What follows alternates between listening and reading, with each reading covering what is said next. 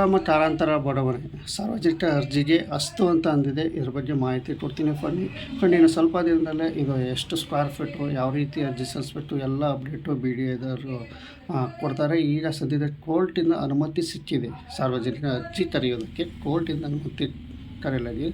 ಇದ್ರ ಬಗ್ಗೆ ಸ್ವಲ್ಪ ಮಾಹಿತಿ ನಿಮಗೆ ಕೊಡ್ತೀನಿ. ಬನ್ನಿ, ನಮ್ಮ ಚಾನಲ್ ಸಬ್ಸ್ಕ್ರೈಬ್ ಆಗಿ ಹಾಗೆ ಲೈಕ್ ಮಾಡಿ. ಪೇಪರ್ ನ್ಯೂಸಲ್ಲೂ ಸಹ ಇವತ್ತು ಬಂದಿದೆ. ಬನ್ನಿ.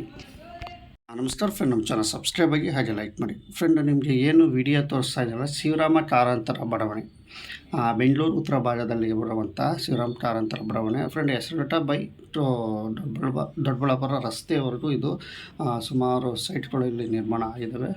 ಫ್ರೆಂಡ್, ನಿಮ್ಗೆ ತಿಳಿಸ್ತಾ ಇರೋದು ಏನಪ್ಪ ವಿಷಯ ಅಂತ ಅಂದರೆ, ಏನು ಕೋರ್ಟ್ನಲ್ಲಿ ರಾಜ್ಯ ಸರ್ಕಾರ ಒಂದು ಅಫಿಡೇಟ್ ಹಾಕಿತ್ತು.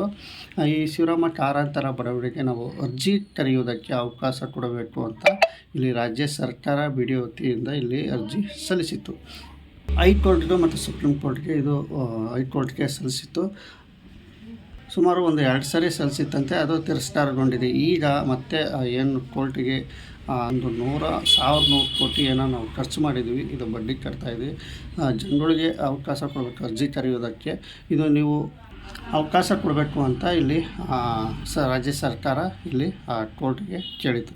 ಫ್ರೆಂಡ್, ಈಗ ಅಸ್ತು ಅಂತ ಹೇಳಿದೆ. ಅಂದರೆ ಏನು ಹೈಕೋರ್ಟು ಇದ್ರ ಬಗ್ಗೆ ನೀವು ಸಾರ್ವಜನಿಕ ಅರ್ಜಿ ನೀವು ಕರಿಬೋದು ಅಸ್ತು ಅಂತ ಈಗ ಕೋರ್ಟು ತೀರ್ಮಾನ ಮಾಡಿದೆ. ಆದ ನಂತರ ಒಂದು ಸಲಹೆನೂ ಸಹ ಕೊಟ್ಟಿದೆಯಂತೆ. ಏನಪ್ಪ ಸಲಹೆ ಅಂದರೆ, ಅರ್ಜಿ ಶುಲ್ಕ ದುಬಾರಿ ಆಗಬಾರ್ದು. ಅಂದರೆ ನೀವೇನು ಅರ್ಜಿ ಕರೆಯುವಾಗ ಶುಲ್ಕ ಅಂತಿರಲ್ಲ, ಆ ಶುಲ್ಕ ದುಬಾರಿ ಆಗಿರಬಾರ್ದು. ಅದು ನೋಡ್ಕೊಂಡು ನೀವು ಅರ್ಜಿ ಕರಿಬೇಕು ಅಂತ ಇಲ್ಲಿ ತಿಳಿಸಿದ್ದಾರೆ ಕೋರ್ಟ್. ಫ್ರೆಂಡ್, ಈಗ ಸದ್ಯಕ್ಕೆ ಹೈಕೋರ್ಟಿನಿಂದ ಸುಪ್ರೀಂ ಕೋರ್ಟ್ ಆದೇಶದಂತೆ ಸಾರ್ವಜನಿಕ ಅರ್ಜಿ ಕರೆಯೋಕ್ಕೆ ಅವಕಾಶ ಕೊಟ್ಟಿದೆ ಕೋರ್ಟ್ಗಳು. ಇನ್ನು ಮುಂದೆ ಬಿ ಡಿ ಎ ಸೈಟ್ಗಳಿಗೆ ಆದಷ್ಟು ಅರ್ಜಿ ಸದ್ಯದಲ್ಲೇ ಅವಕಾಶ ಇರುತ್ತೆ. ಅರ್ಜಿ ಕರೆಯೋದಕ್ಕೆ ಇದು ಅವಕಾಶ ಇರುತ್ತೆ. ಬಿ ಡಿ ಎ ಕಡೆಯಿಂದ ಏನೋ ನೋಟಿಫಿಕೇಷನ್ ಬಂದಾಗ ಖಂಡಿತ ನಿಮಗೆ ಮಾಹಿತಿ ಕೊಡ್ತೀನಿ.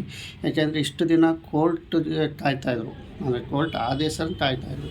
ಈ ಆದೇಶ ಹೊರಬಿದ್ದರಿಂದ ಅರ್ಜಿ ನೀವು ಸಾರ್ವಜನಿಕ ಅರ್ಜಿ ನೀವು ಹಾಕೋದಕ್ಕೆ ಅವಕಾಶ ಮಾಡಿಕೊಡ್ಬೋದು ಅಂತ ಏನು ಕೋರ್ಟ್ ಡಿಸೈಡ್ ಕೊಟ್ಟಿದೆಯೋ, ಇನ್ನು ಮುಂದೆ ಇದ್ರ ಬಗ್ಗೆ ಎಲ್ಲ ವಿವರಗಳು ಈಗ ಮಾಡ್ತಾರೆ. ಎಷ್ಟು ಸ್ಕ್ವೇರ್ ಫೀಟಲ್ಲಿ ಏನು ರೇಟ್ ಇರುತ್ತೆ, ಮತ್ತು ಇದು ಎಷ್ಟೆಷ್ಟು ಸ್ಕ್ವೇರ್ ಫೀಟಲ್ಲಿದ್ದಾವೆ, ಯಾವ ಜಾಗದಲ್ಲಿದೆ. ಸುಮಾರು 17 ಗ್ರಾಮಗಳಲ್ಲಿ ಇದು ನಿರ್ಮಾಣ ಆಗ್ತಾ ಇದ್ದಾವೆ ಬಿ ಡಿ ಎ ಸೈಟ್ಗಳು. ಈ ಸದ್ಯದಲ್ಲಿ ಎಷ್ಟು ಅರ್ಜಿ ಕರೀತಾರೆ, ಆನ್ಲೈನಲ್ಲಿ ಅರ್ಜಿ ಎಷ್ಟು ಕರೀತಾರೆ, ಇವೆಲ್ಲ ಸಹ ಇನ್ನು ಸ್ವಲ್ಪ ದಿನದಲ್ಲೇ ಇದು ಅಪ್ಡೇಟು ಗೊತ್ತಾಗುತ್ತೆ. ಫ್ರೆಂಡ್, ಈ ಅಪ್ಡೇಟು ನಾನು ತಿಳ್ಕೊಂಡು ನಿಮಗೆ ವಿಷಯ ತಿಳಿಸ್ತೀನಿ. ಅದರ ಪೇಪರ್ನಲ್ಲೂ ಸಹ ನ್ಯೂಸ್ ಕೊಟ್ಟಿದ್ದಾರೆ. ಇದನ್ನು ಸಹ ಶಿವರಾಮ ಕಾರಂತರ ಬಡಾವಣೆ ನಿನ್ನೆ ನಿಮ್ಮೊಂದು ವಿಡಿಯೋ ಮಾಡಿದೆ, ಇದೇ ಥರ ಕೋರ್ಟಿಂದ ಬಂದಿದೆ ಅಂತ. ಇವತ್ತಿನ ಪೇಪರ್ನಲ್ಲೂ ಸಹ ಇಲ್ಲಿ ಬಂದಿದೆ, ನಿಮಗೆ ನೋಡ್ಕೋಬೋದು. ಶಿವರಾಮ ಕಾರಂತರ ಬಡಾವಣೆ ಸೈಟ್ ಹಂಚಿಕೆ ಅರ್ಜಿ ಆಹ್ವಾನ ಅನುಮತಿ, ರಾಜ್ಯ ಸರ್ಕಾರ ಸಲ್ಲಿಸಿದ ಮನವಿ, ಹೈಕೋರ್ಟ್ ಅಸ್ತು ಮಧ್ಯಂತರ ಆದೇಶ ಅಂತ ಇಲ್ಲಿ ಕೊಟ್ಟಿದೆ. ಫ್ರೆಂಡ್, ಇಲ್ಲೆಲ್ಲ ಇದರಲ್ಲಿ ಪೂರ್ತಿ ವಿವರ ಎಲ್ಲ ಕೊಟ್ಟಿದೆ. 2024 ಯಥಾಸ್ಥಿತಿ ಮುಂದುವರಿಯುತ್ತೆ ಅಂತಲೂ ಸಹ ಇಲ್ಲಿ ಕೊಟ್ಟಿದ್ದಾರೆ. ಫ್ರೆಂಡ್, ಇದು ಏನಪ್ಪ ಅಂತ ಅಂದರೆ, ಈಗ ಇಷ್ಟು ಅಸ್ತು ಕೊಟ್ಟಿದೆ. ಮುಂದಕ್ಕೆ ಏನು ಬಿ ಡಿ ಎ ರಾಜ್ಯ ಸರ್ಕಾರ ಬಿ ಡಿ ಎ ಇದವರು ಏನು ಇದನ್ನ ಯಾವ ರೀತಿ ಹಂಚಿಕೆ ಮಾಡ್ತಾರೆ ಅನ್ನೋದು ನೋಡಬೇಕು. ಆನ್ಲೈನಲ್ಲಿ ಅರ್ಜಿ ಅಂತ ತಿಳಿಸಿದ್ದಾರೆ. ಇದು ನೇರವಾಗಿ ಆನ್ಲೈನಲ್ಲಿ ಅರ್ಜಿ ಬಿಡ್ತೀವಿ, ನೀವು ಅರ್ಜಿ ಸಲ್ಲಿಸ್ಬೇಕು. ಯಾವ ರೀತಿ ಸಲ್ಲಿಸ್ಬೇಕು, ಯಾವ ರೀತಿ ಸಲ್ಲಿಸ್ಬೇಕು ಅನ್ನೋ ಸ್ವಲ್ಪ ದಿನದಲ್ಲೇ ಅಪ್ಡೇಟ್ ಕೊಡುತ್ತೆ. ನಮ್ಮ ಚಾನಲ್ ಸಬ್ಸ್ಕ್ರೈಬ್ ಆಗಿ ಹಾಗೆ ಲೈಕ್ ಮಾಡಿ.